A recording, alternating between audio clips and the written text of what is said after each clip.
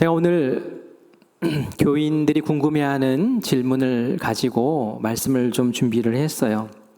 제가 지난달부터 한 달에 한 번 정도는 교인들이 궁금해하시는 질문을 가지고 설교를 좀 해야겠다라는 생각을 했습니다. 그래서 지난달에 제가 한 주제를 가지고 설교를 했었는데 제목은 질투하시는 하나님이었고요.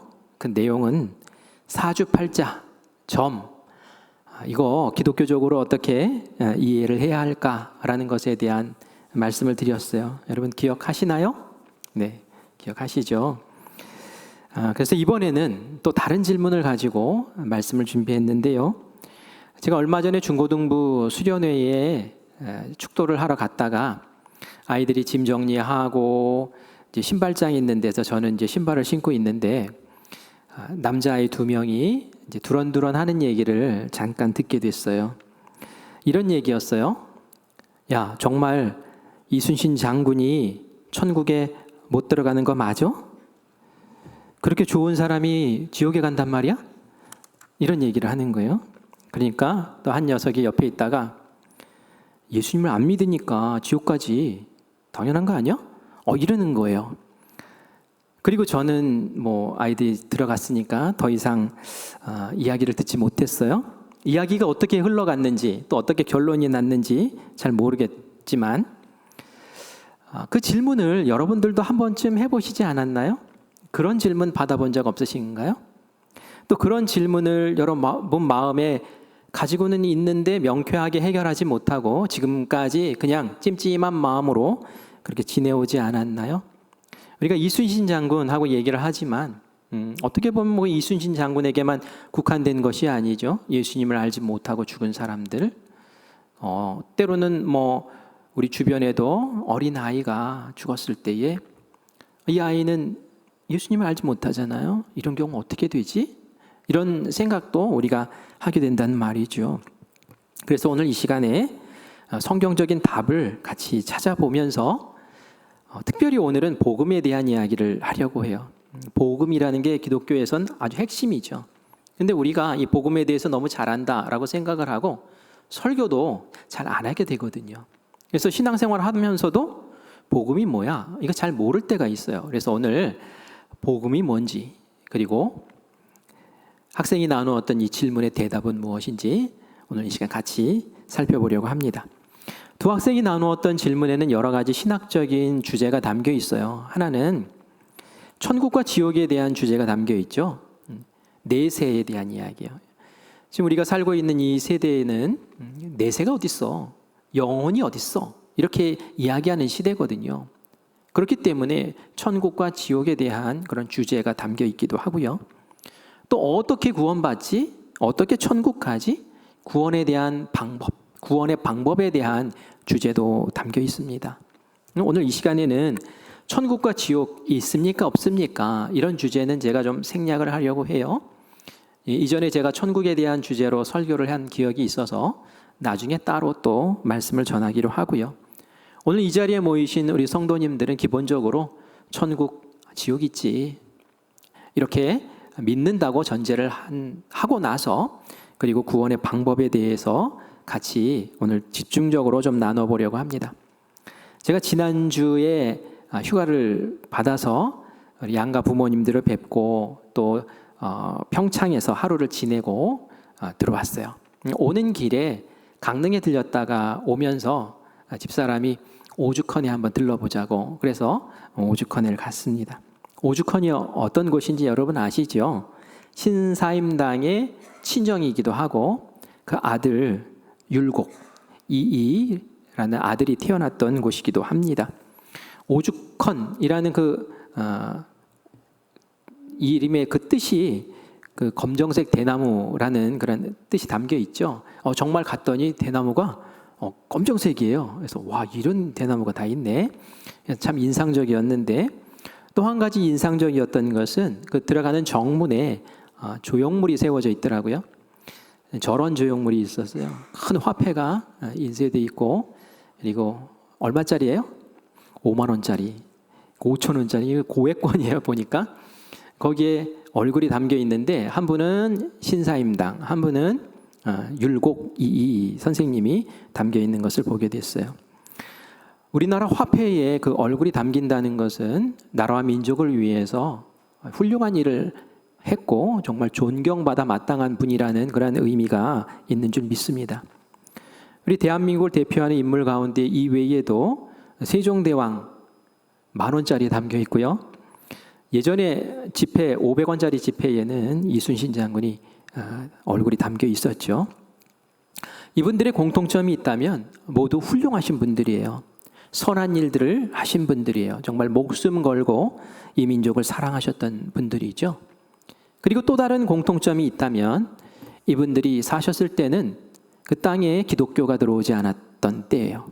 예수님의 이름을 모르고 그렇게 살다가 죽으신 분들이라는 것이 공통점입니다. 제가 말씀드린 이런 위대한 우리의 선조들, 이분들은 과연 천국에 가셨을까요? 구원받았을까요? 여러분 어떻게 생각하세요?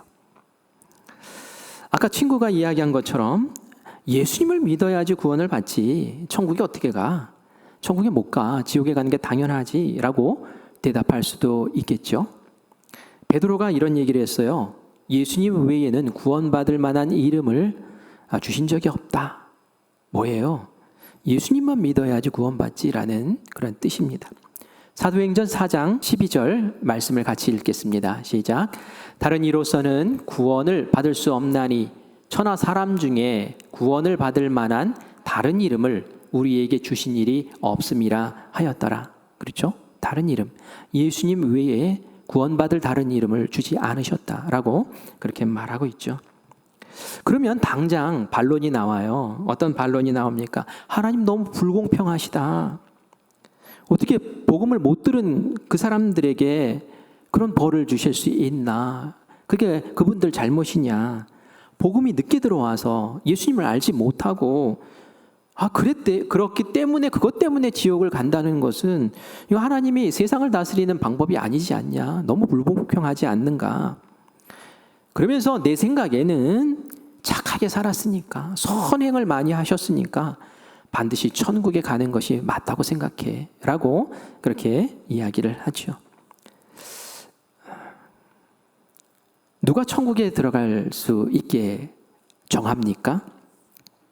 천국에 들어가는 기준이 뭘까요? 구원받는 기준이 뭘까요? 사람이 세운 기준에 따라서 천국 갈까요?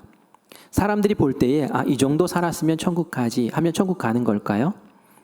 천국의 주인은 누구십니까? 하나님이시죠.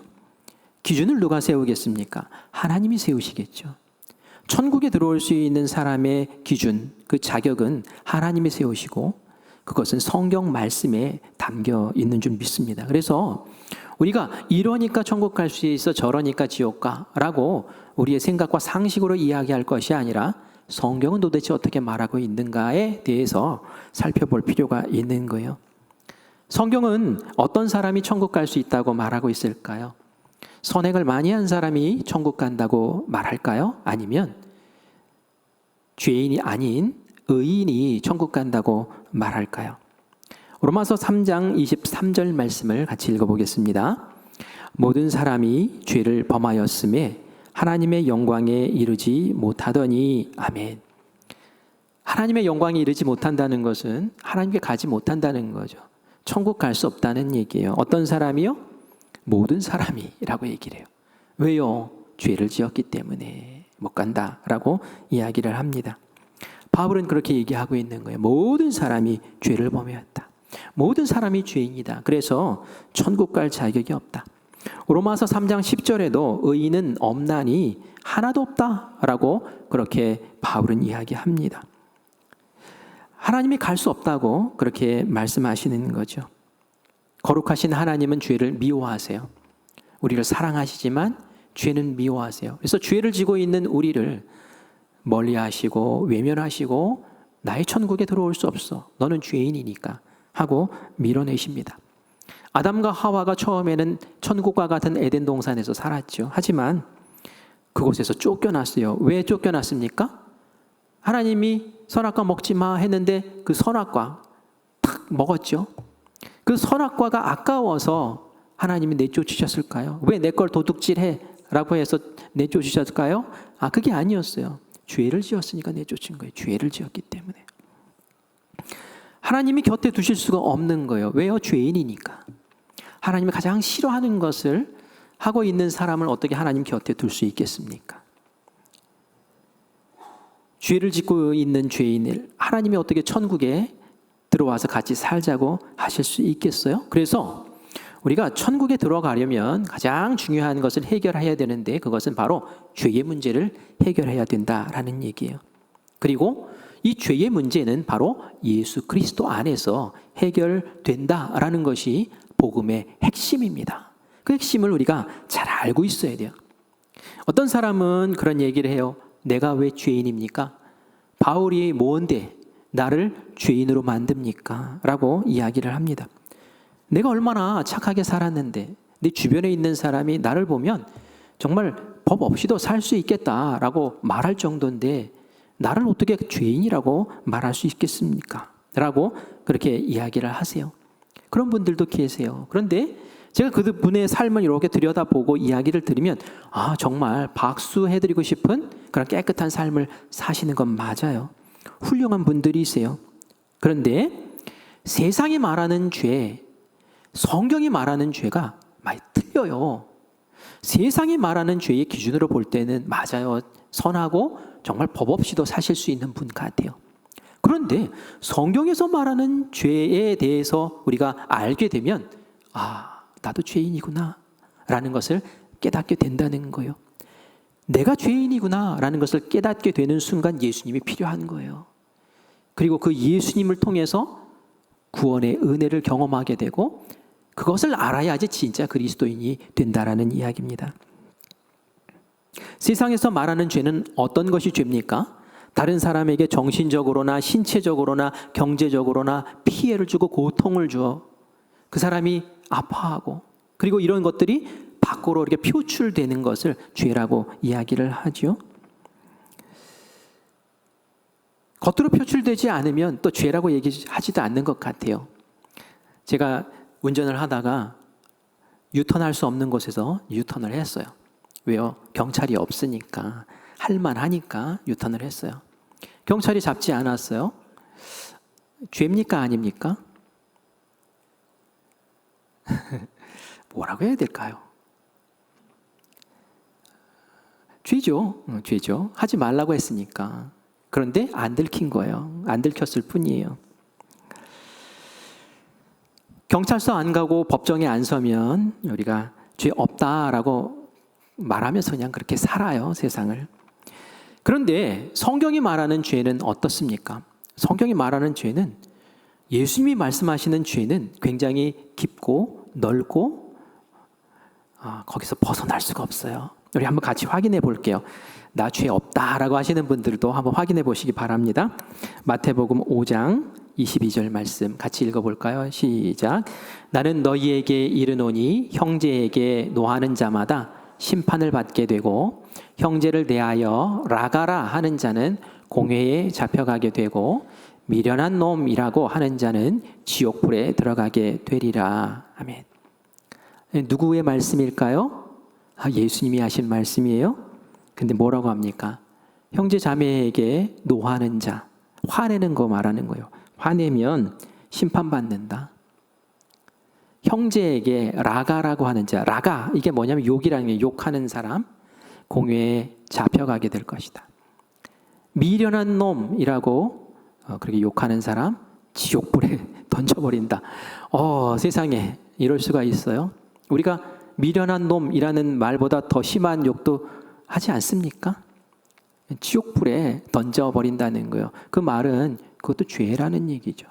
세상 법에서는 이것이 죄라고 얘기하지 않아요. 하지만 예수님이 말씀하실 때는 그것도 죄라는 거예요. 왜 화내? 왜 욕해? 이렇게 책망하신다니까요. 예수님 그렇게 말씀하시잖아요. 마태복음 5장 28절도 같이 읽어볼까요? 나는 너희에게 이르노니 음욕을 품고 여자를 보는 자마다 마음에 이미 간음하였느니라. 우리가 간음했다라고 얘기할 때는 현장에서 딱 잡혔을 때 증거가 있을 때 간음했다라고 이야기하지만 예수님은 달리 말씀하세요. 마음에 음욕을 품고 여자를 보고 있으면 그것도 죄야, 그것도 간음이야, 똑같아 라고 그렇게 예수님은 그걸 죄라고 말씀하고 계시는 거예요. 드러나지 않았지만 내적인 동기, 그 과정까지도 하나님께서는, 예수님께서는 샅샅이 살피시면서 그것까지도 죄라고 말씀하시는 거예요. 그러니까 네 눈이 그렇게 보고 범죄를 하면 눈 뽑아버려. 온전한 몸으로 지옥 가는 것보다 눈을 뽑아서 장애인이 돼서 그래서 천국 가는 게 훨씬 낫지 않냐? 라고 그렇게 엄중히 말씀하신단 말이죠. 아담과 하와가 뭔 죄를 지었습니까? 선악과 따먹은 게 겉으로 볼 때는 죄처럼 보이지만 사실은 그 안에 내적으로 내가 이것 먹고 눈이 밝아져서 지혜롭게 돼서 하나님처럼 돼야지, 바로 그게 죄라는 거예요. 그 교만과 그 오만과 하나님의 자리를 차지하려고 하는 그 마음, 하나님 그것을 들여다보시는 거죠. 그렇기 때문에 우리가 생각하는 죄와 예수님이 말씀하시는 죄의 차원이 이렇게 다르다라는 것을 우리가 알 수 있어요. 요한계시록에서는 거짓말하는 것도 죄야 라고 그렇게 말하고 있습니다. 거짓말하면은 하늘나라로 들어올 수가 없어, 천국에 올 수가 없어 라고 말씀하세요. 계시록 21장 27절 같이 읽어볼까요? 무엇이든지 속된 것이나 가증한 일 또는 거짓말하는 자는 결코 그리로 들어가지 못하되 오직 어린 양의 생명책에 기록된 자들만 들어가리라. 아멘. 아담과 하와가 범죄한 그 죄가 마치 유전자처럼 우리 안에 박혀서 지금 우리까지 이렇게 내려오기 때문에 우리는 본성적으로 죄를 짓게 되고 죄를 탐하게 되고 나도 모르게 죄 가운데 서 있게 된다라는 것이 바울의 고백입니다. 이렇게 말씀드렸는데도 저 죄 없어요 하시는 분 여기 계실까요? 맞죠. 모든 사람이 죄를 범하였음에 하나님의 영광에 이르지 못한다는 그 바울의 선언이 정말 우리에게 모두 해당되어지는 말씀인 줄 믿습니다. 이렇게 따지고 보면은 천국에 갈 사람이 아무도 없는 거예요. 죄 없는 사람이 없잖아요. 그렇죠? 그리고 성경 말씀에서 어느 한 곳에 착한 일을 많이 해서 천국 간다라고 가르쳐준 말씀이 없습니다. 오히려 선행을 통해서 하나님이 베풀어 주신 그 구원의 은혜를 가로막고 방해하고 회방할까 봐 오히려 경계하는 말씀이 우리에게 주어져 있어요. 에베소서 2장 8절 말씀도 같이 볼게요. 너희는 그 은혜에 의하여 믿음으로 말미암아 구원을 받았으니 이것은 너희에게서 난 것이 아니요 하나님의 선물이라. 구원은 너희가 노력하고 애쓰고 선행하고 도 닦아서 얻은 것이 아니라는 거예요. 구원은 하나님이 선물처럼 주신 거예요. 우리가 선물 받을 때 대가를 지불하고 선물 받지 않잖아요. 그냥 감사합니다라고 받잖아요. 그것처럼 하나님께서 우리에게 선물처럼 이 구원 주셨다는 거예요. 어떻게 주셨습니까? 바로 예수님을 통해서 주셨죠.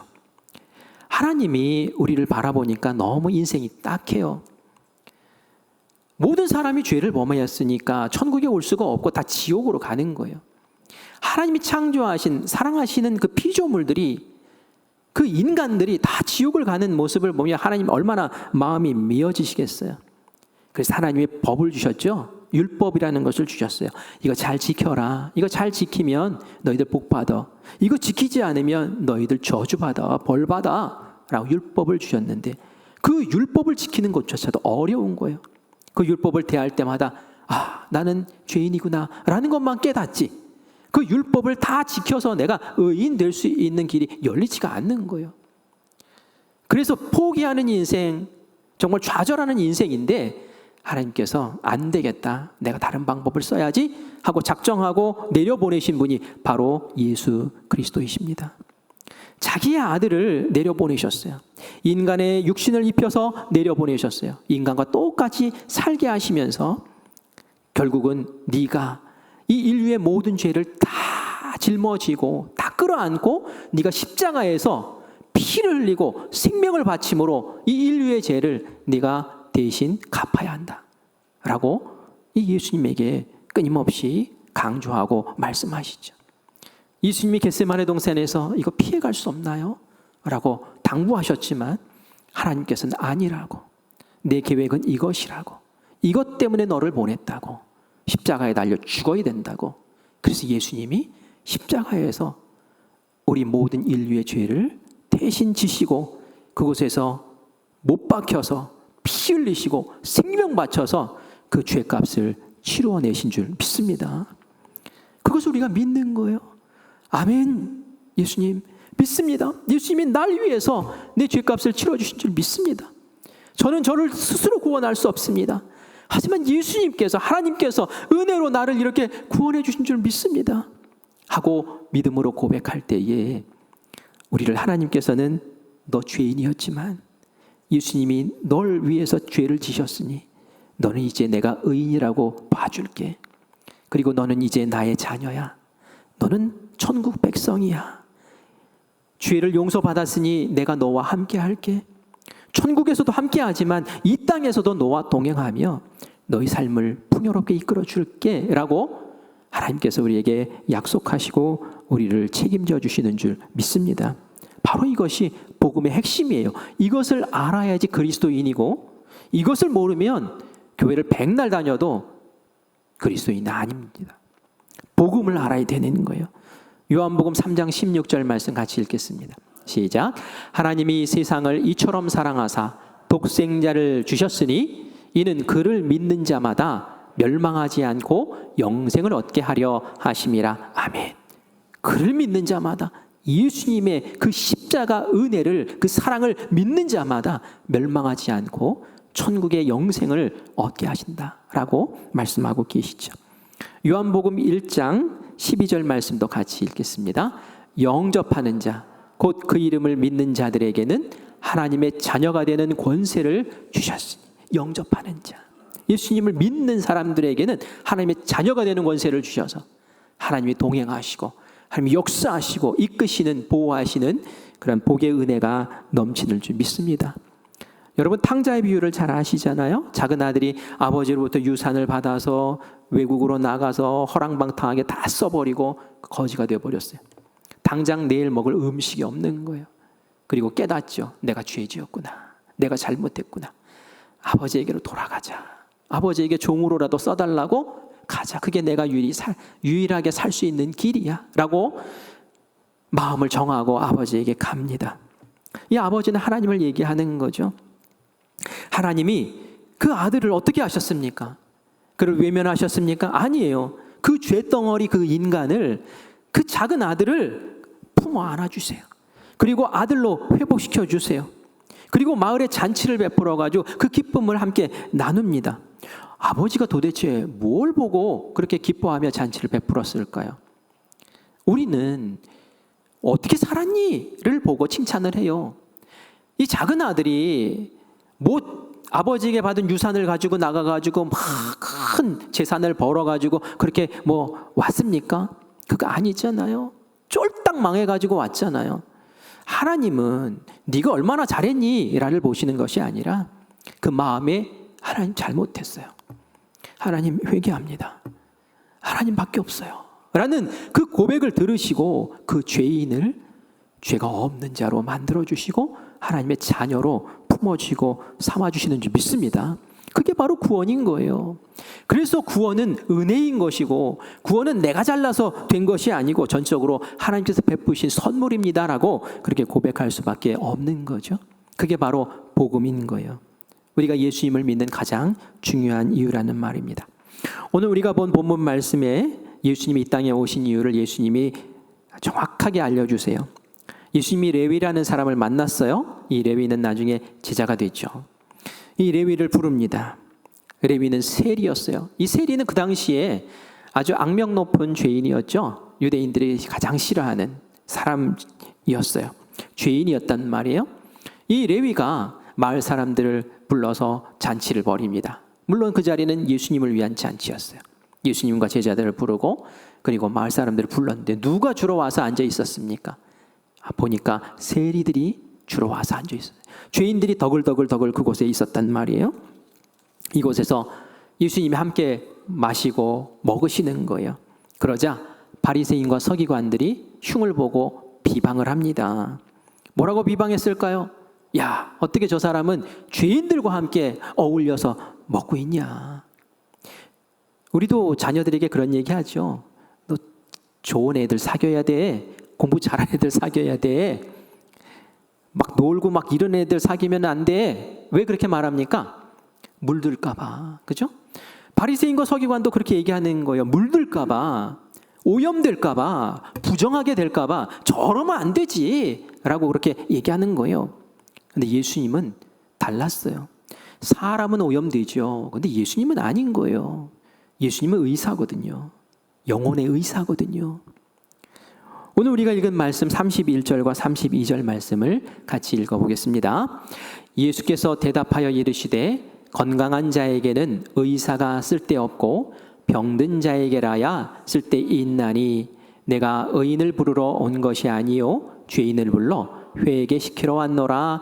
아멘. 예수님이 이 땅에 오신 이유, 죄인을 만나시는 이유, 죄인과 벗하시는 이유가 바로 이거라는 거예요.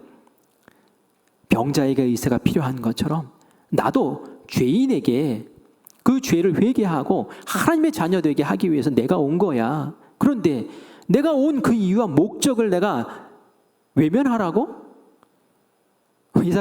병자가 있어야지 의사인 거 아닙니까? 예수님도 이 땅에 죄인이 있기 때문에 예수님인 거예요. 예수님이 이 땅에 오신 이유 뭡니까? 죄인을 구원하기 위해서. 그래서 예수님이 스스로 나는 착하다, 나는 선하다 이렇게 하는 사람에게는 지옥 가기가 쉽다고 그렇게 말씀하시고, 나는 죄인입니다. 나 어떻게 하면 좋습니까? 라고 눈물로 회개하는 이들에게는 천국이 너희 것이라고, 천국이 가깝다고 그렇게 말씀하신 줄 믿습니다. 예수님이 한 번은 중풍병자를 맞으신 적이 있죠. 친구들이 아예 침상째 중풍병자를 짊어지고 왔어요. 사람들이 너무 많으니까 막 지붕을 뜯고 내렸어요. 예수님이 그 사람의 병을 고쳐주시죠. 근데 고쳐주시기 전에 한 가지 먼저 한 것이 있었어요. 뭐였습니까? 네 죄사함을 받았느니라. 죄 용서를 하신 거예요. 죄 용서를. 예수님이 이 땅에 오신 이유는 병 고쳐주시는 것도 하나님의 은혜고 하나님 주실 수 있는 영광이지만 죄를 용서해 주시고 천국 가게 하시는 것이 가장 중요한 목적인 줄 믿습니다. 우리가 처음 교회 나올 때는 말이죠, 내 삶의 어려움 때문에 나와요. 몸이 아파서 나와요. 경제적으로 어려운 상황이 있어서 나와요. 또 자녀의 문제로 나와요. 내가 도저히 해결할 수 없어서 그래도 하나님 신이면 해결해 주실 수 있겠지 하고 나와서 기도를 해요. 맞아요. 그렇게 해야 되죠. 그렇게 해서 은혜도 받고 복도 받아야 돼요. 해결책도 손에 쥐어야 되죠. 그런데 교회 다니다 보니까 그거보다 더 소중한 것이 있었어요. 뭡니까? 그건 단지 이 땅에서 문제 해결받고 그냥 잘 사는 것으로 끝나는 것이 아니라 저 세상까지도 하나님께서 준비해 주셨고 그 세상을 갈 수 있는 복을, 그 복음을, 그 예수님께서 주시는 그 은혜를 우리에게 알게 하신다는 거죠. 천국은 마치 밭에 감추인 보화와 같다는 말씀이 있잖아요. 예수님 비유로 말씀하셨잖아요. 어떤 사람이 삶의 필요를 위해서 돈 벌기 위해서 옆집에 가서 일을 해줬어요. 밭을 갈아줬어요. 그런데 덜커덕 걸리는데 보화가 있네요. 어떻게 합니까? 딱 일 멈추고 집에 와서 모든 가산을 다 정리를 하고 그 밭을 사기 위해서 애를 씁니다. 왜 그 밭을 사려고 애씁니까? 그 안에 보화가 있기 때문에. 천국은 마치 그렇다는 거예요. 그것과 같다는 거예요. 우리 신앙생활 할 때에 내 몸 좀 낫게 해주세요. 내 경제적으로 낫게 해주세요. 내 자녀 잘 되게 해주세요. 그것도 중요하지만, 그것 때문에 교회에 나왔지만 와서 보니까 예수님 안에, 그 복음 안에 천국이 있어요. 그 안에 영생이 있어요. 그거 딱 끌어안으면 그 다음의 문제는 아무것도 문제가 되지 않는다는 거예요. 그것이면 전부인 거예요. 예수님 믿고 내가 구원받았고, 예수님 믿고 하나님이 나와 함께 하시고, 예수님 믿고 내가 이 세상에서의 삶을 정리했을 때 나는 천국 간다. 그거보다 더 소중한 것이 어디 있습니까? 그래서 복음이 보화 중에 보화인 줄 믿습니다. 제가 이제까지 복음에 대한 이야기를 했어요. 천국 가는 기준에 대해서 얘기를 했어요. 자, 여러분, 이런 기준으로 따지고 본다면 이순신 장군, 세종대왕, 신사임당, 율곡 천국에 갔을까요? 선행이 아닌 예수님의 은혜로 간다 라고 했을 때 과연 갈 수 있었을까요? 우리가 선뜻 천국 갔다라고 말하기가 참 어려워요. 왜요? 천국은 선행한 사람이 가는 곳이 아니라 의로운 사람이 가는 곳이잖아요. 선행을 많이 해도 말이죠, 본인이 의롭지 않은 구석이 있다면 하나님이 받아주실까? 이런 생각이 든단 말이에요. 이순신 장군이 보니까 굉장히 좀 다혈질이더라고요. 막 그 말 안 들으면 막 곤장도 치고 말이죠. 막 소리도 지르고 윽박도 지르고, 욕하면 안 된다면서요. 화내면 안 된다는데, 제가 볼 때는 이순신 장군 참 어렵겠다라는 생각이 예수님의 기준으로 볼 때는 그래 든단 말이에요.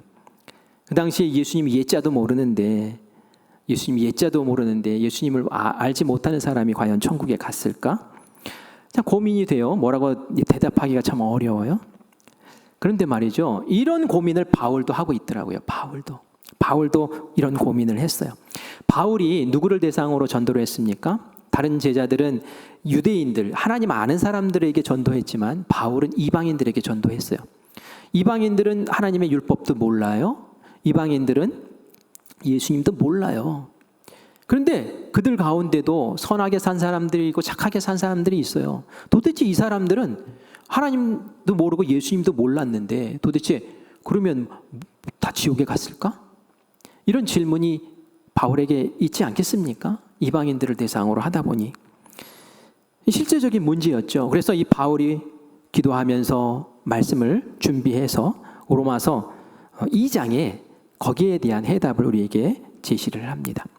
먼저 12절과 13절에 보면은 하나님께서 율법을 주신 사람들 있잖아요. 율법을 받은 사람들은 그 율법을 기준으로 해서 심판을 한다라고 그렇게 이야기를 합니다. 율법에 순종한 사람들은 복을 받고 은혜를 받을 것이고, 율법을 부인하고 순종하지 않은 사람들 벌 받을 것이다라는 이야기를 12절과 13절에서 해요. 그리고 나서 로마서 2장 14절과 15절에 가면 율법을 받지 못한 사람, 이 사람들은 그럼 어떻게 되느냐에 대한 답을 이야기를 합니다. 자, 우리 같이 읽어보겠습니다. 우리 천천히 생각하면서 읽어봅시다. 시작.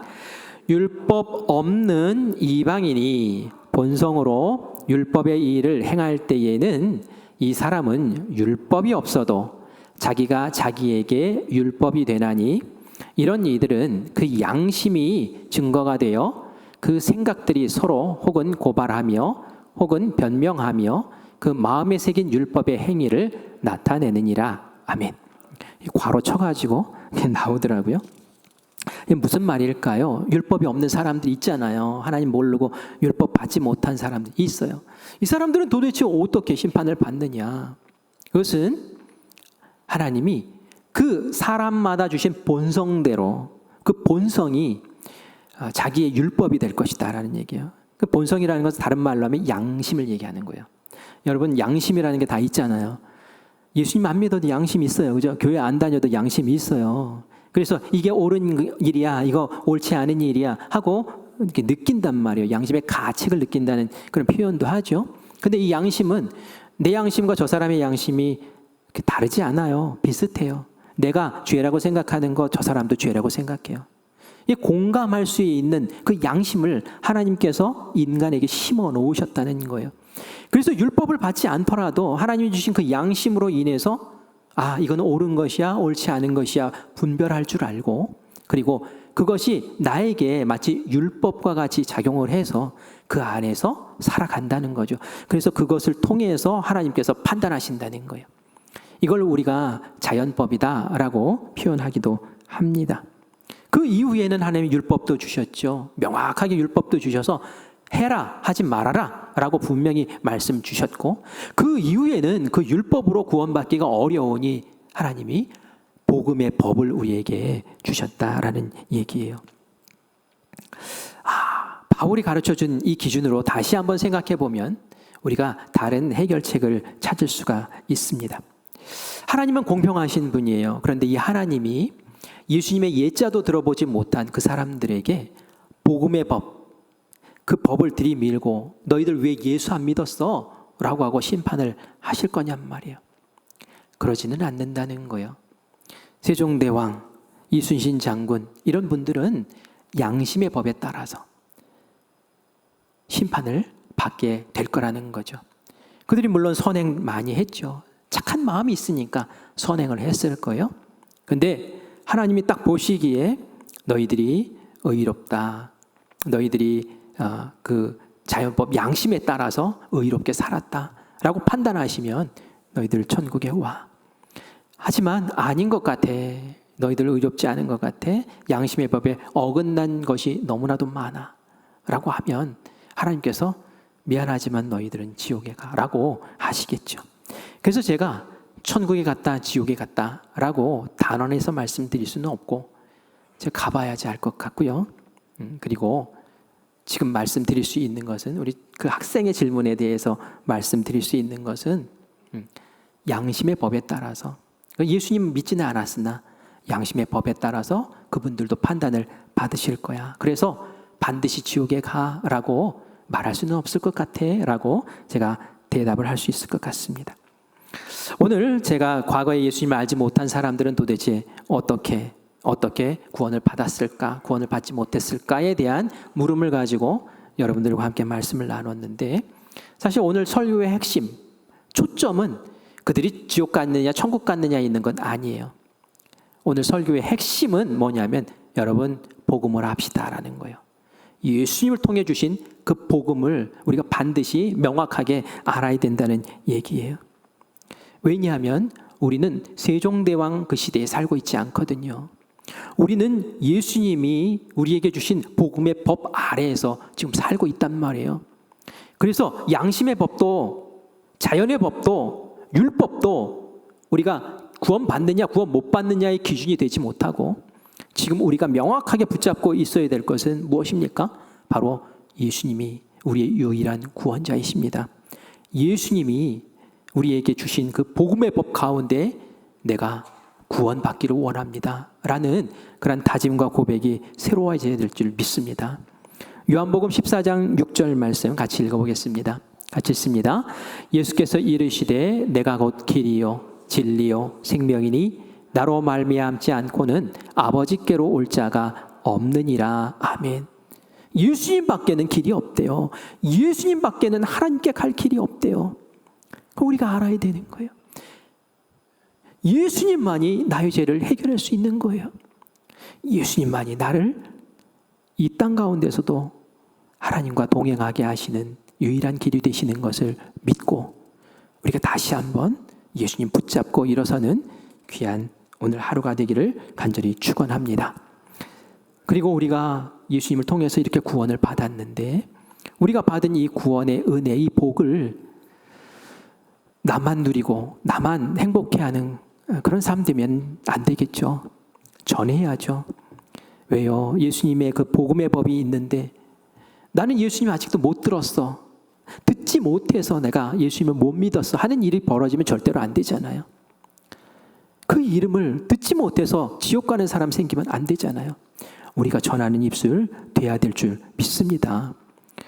9월에 전도대를 새로 모집한다고 광고가 나갔어요. 저는 우리 교인들이 전도대와 중보기도는 꼭 한 번씩 하시기를 바랍니다. 특별한 은사가 필요한 거 아니에요. 재능 없어도 돼요. 우리 찬양단, 우리 성가대는, 우리 중창단은 은사가 있어야 돼요. 그죠? 찬양을 잘 해야 돼요. 기본적으로 막 음치 들어가면 참 곤란해요. 그죠? 재능이 있어야 돼요. 그런데 기도하는 거에 재능이 필요합니까? 전도하는데 재능이 필요합니까? 예수 믿으세요. 이 한마디 못합니까? 예수 믿고 구원 받으세요. 그 못하겠느냐고요. 할 수 있는 거잖아요. 우리에게 주신 하나님의 은혜를 우리가 안다면 우리가 시간을 구별해서 또 동참하고, 베드로가 외쳤기 때문에, 회개의 복음을 외쳤기 때문에 3,000명이 구원받았던 것처럼 우리도 외쳐야지. 우리도 복음을 전해야지. 듣고 회개하는 역사가 우리를 통해 일어나게 될 줄 믿습니다. 그래서 기도하시고, 나도 이 일에 부름받았으니 하나님 저를 사용하여 주세요 라고 그렇게 동역하시기를 간절히 축원합니다. 그게 복받은 자들의 모습이죠. 얼마 전에 이슬람권에서 선교하시는 선교사님 이야기를 했죠. 그분들은 무언주의로 거기 들어가서 그 인생을 거기에 다 바칩니까? 왜 그들은 거기에 들어가? 우리는 뭐 하라고? 우리는 뭐 해야 됩니까? 우리도 선교사 아닙니까? 사실 이 땅이 우리가 살고 있는 이 터전이 우리가 선교해야 될 선교의 자리인 줄 믿습니다. 선교사님들만 선교하는 것이 아니라 내가 여기 있사오니 하나님 나를 통해서 나를 선교사 삼으셔서 내 가정에 복음이 스며들게 하시고, 내 일터에 복음이 스며들게 하여 주시고, 내 삶의 모든 현장에서 예수님의 이름이, 구원의 이름이 되게 해달라고 우리가 함께 기도하며 일어서는 우리 모두가 되기를 간절히 축원합니다. 아멘. 우리 십자가 그 사랑 멀리 떠나서 함께 찬양하신 후에 함께 기도하겠습니다. 십자가 그 사랑을 떠난 사람들이 참 많아요. 우리도 그랬었죠. 그런데 무너진 삶 회복시키시고 돌 같은 마음 바꿔주신 은혜 때문에 우리가 주님 붙잡고 살지요. 그 복을 하나님께 감사합시다. 그리고 이 복을 다른 사람도 누리게 해달라고 우리 함께 기도하기를 원합니다. 같이 찬양합시다.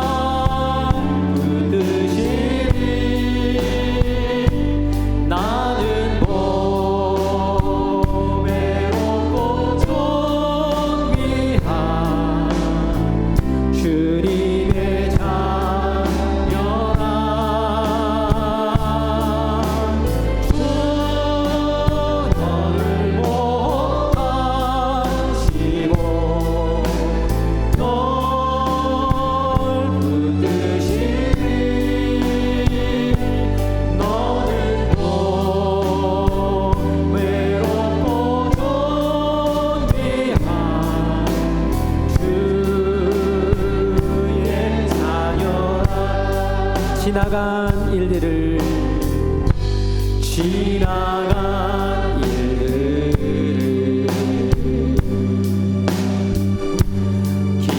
기억하지 않고 이전에 행한 모든 일 생각지 않으리.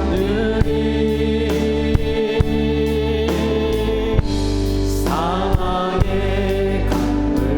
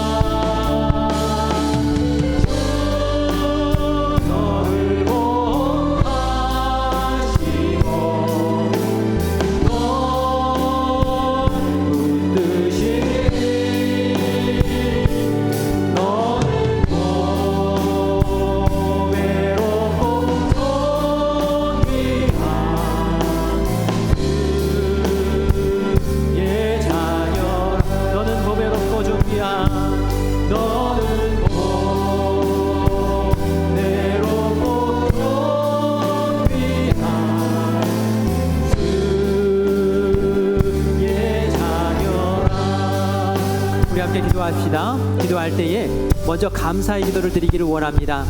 죄덩어리인 우리, 하나님의 말씀 가운데, 예수님의 말씀 가운데 비추어 볼 때에 천국 가기는 글렀던 인생, 예수님의 보혈로, 예수님의 피 흘리심으로, 예수님의 죽어주심으로 우리를 살리시고 우리 하나님의 자녀 삼으시고 천국 백성 삼으시니 하나님 감사합니다. 그 은혜로 제가 삽니다. 그 은혜로 인하여 제가 용기를 얻습니다. 소망이 있습니다. 우리 하나님께 감사의 기도 드리기를 간절히 원합니다. 그리고 두 번째는 우리 이것을 위해서 기도합시다. 주님께서 나와 함께 하시고 나를 의인 삼으셨는데 하나님의 백성답게 살게 해주세요. 이 세상의 법도 잘 지키지만 하나님의 법도 잘 지키게 해주세요. 우리의 마음속에 있는 그 모습까지도 하나님 고쳐주시고 다듬어 주시어서 자녀다운 향기 드러내며 사는 인생 되게 해주세요. 우리 함께 기도합시다. 우리 마지막으로 한 가지만 더 기도합시다. 우리의 가정에, 우리 사랑하는 이들 가운데 아직 예수님의 이름, 예수님의 그 십자가 믿지 못해서 지옥 갈 사람들이 너무나도 많습니다. 주님, 저희들을 살려주세요. 저희들을 주님의 자녀 삼아주세요. 그리고 복음을 전하는 입술이 제가 되게 해주세요 라고 우리 함께 기도하기를 원합니다. 우리 주님 부르고 함께 합심해서 기도합니다. 주여, 주여, 주님, 오늘 하나님 아버지의 복음을 다시 한번 마음 가운데 새기며 주님 앞에 일어섭니다. 주님께서 아버지를 죄덩어리인 우리, 정말 누구에게 자랑할 수 없는 우리를 주님께서 용서하시고 치유하시고 하나님의 자녀로 삼으시고 천국 백성 삼으신 이내를 감사합니다. 주여, 주님께서 베푸신 이 은혜는 내가 선행을 행함으로 얻은 것이 아니라 전적으로 주님께서 주신 것이기에 아버지 하나님, 주님 앞에 그저 감사할 수밖에 없습니다. 주님께서 주신 귀한 은혜를 잊지 않게 하여 주시고 은혜에 걸맞는 귀한 인생들 살아갈 수 있도록 주님 인도하여 주시옵소서. 하나님 아버지, 예수님의 사람으로 살기를 원합니다. 죄를 미워하게 하여 주시고 죄와 버타지 않게 하여 주시기를 원합니다. 내 삶과 내 언행과 내 심사가 주님께서 들여다보실 때에 아름답기를 원하오니 주님, 주여, 우리의 인생을 하나님 아버지 다시금 만져주시고 다듬어 주시어서 하나님 앞에 부끄럽지 않은 귀한 인생 살아갈 수 있도록 주여 인도하여 주시기를 간절히 원합니다. 하나님, 내가 복음을 전하는 입술 되기를 원합니다.